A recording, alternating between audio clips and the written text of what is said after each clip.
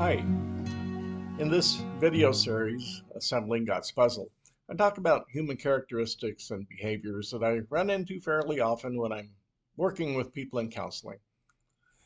And one of these behaviors or ideas or thinking is called catastrophizing. It's closely related to worry, but it goes a step further than just worrying about a single specific event. Catastrophizing is what we do when we start thinking about what bad things could happen and it gets out of hand.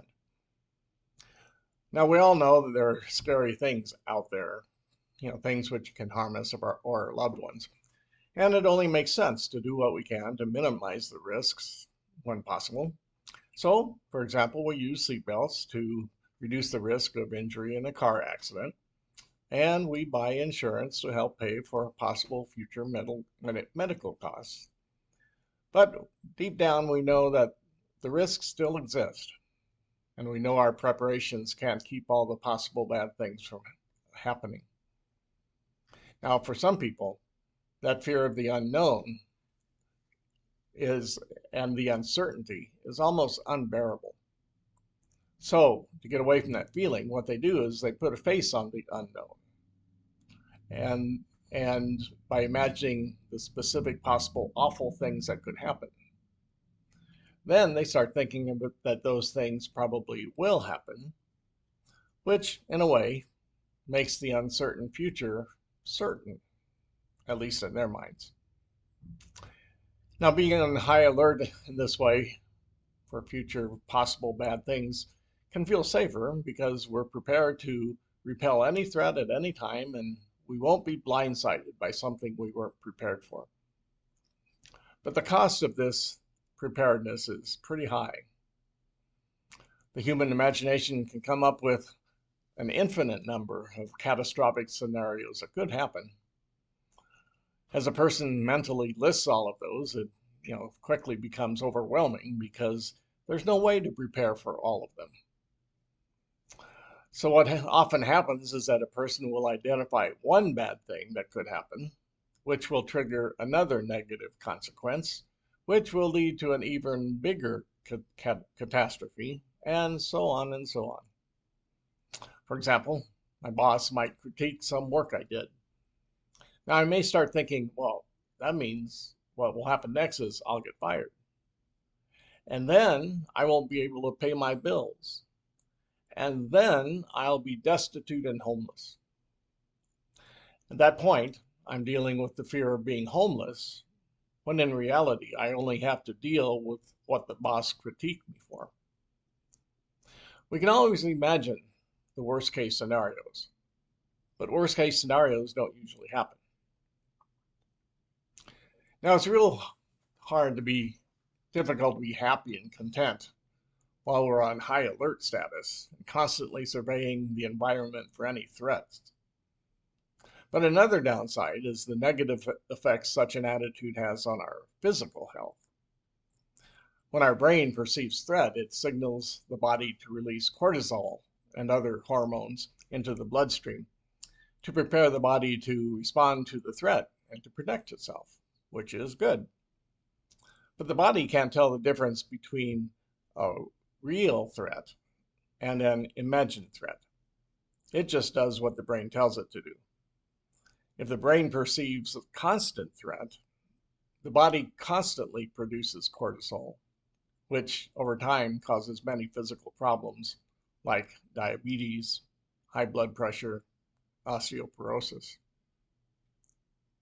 So how can catastrophizing be avoided? Well, first of all, I think a person must be able to recognize when they're doing it, be aware. Now, this requires some work. It requires kind of stepping out of the emotions a little bit to become aware of the thinking that's triggering the emotions.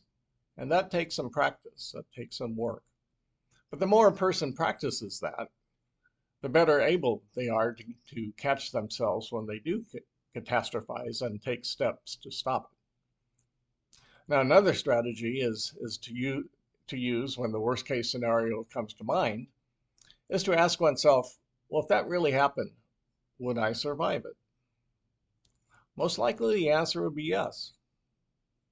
A lot of fear and anxiety comes from uncertainty about our being able to survive whatever happens. Hindsight is also a good thing to use to, lessen anxiety.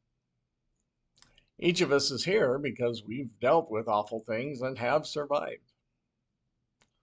We can find comfort in the thought that we'll probably continue to survive in the future if we've survived all the things we've done in the past. Another thing to try is to follow the catastrophizing thinking as far as we can. Follow it to the end. I found it helpful to do this with paper and pencil or on a word processor or something. We have the ability to imagine infinite possible negative events which trigger each other like a line of dominoes falling. As a person starts putting all of these things down on paper, all those different domino things, we quickly find that, we're very far from the actual situation at hand. And we're describing very unrealistic and absurd possibilities. When we see that, that can help us ground ourselves in reality instead of future possibilities. I think it's also important to stay focused on the now. Now, we can ask ourselves questions like, what is it that needs to be addressed now? What do we need to do now at this moment? Or what is possible to do now? Or what is impossible to do now? And what can only be done in the future, not now?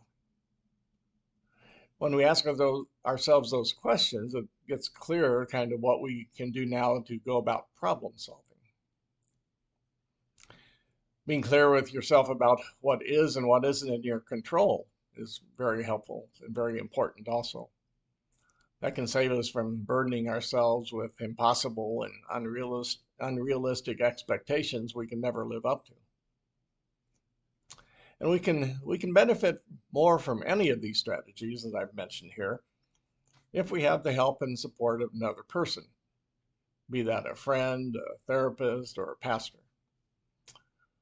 And we might be able to draw strength from their staying grounded in reality, and they can help us view things more objectively.